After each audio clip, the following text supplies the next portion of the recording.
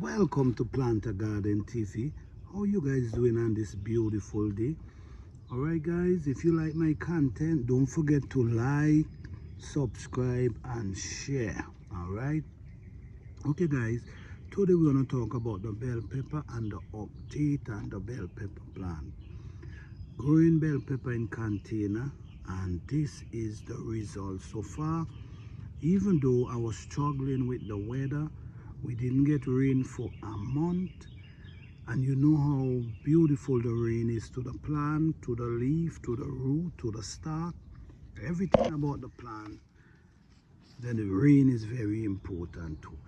So today I'm going to be showing you an update of the bell pepper and how they're doing and how much they produce. Right now I have 8 big bell pepper ready to harvest, but I'm just allowing them to pick a little more color because I can't imagine looking at these beautiful peppers with colors.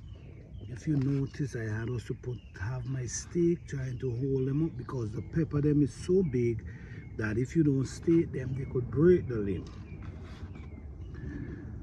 I lost in this plant, we lose a lot of pepper from this tree because the sun was so hot. It's like it was just scorching the flowers. So a lot of the flowers has scorched and drop off, but the plant is pushing back new fresh leaves, so I'm gonna be seeing more flowers in a minute. But for right at this moment, this pepper tree have 8 peppers ready for harvest. Always remember guys, if you notice what I'm doing, I'm clipping some of the leaf them and just throw them in the container. It's important to take care of these plants. It's important to make sure all the roots of the plant is covered. Very important. No root should be exposed. That's not going to be a problem. So once you keep it covered, what's going to happen, it's going to continue pushing more fresh roots, so the plant's gonna develop more leaf, more flowers, more pepper. This is important.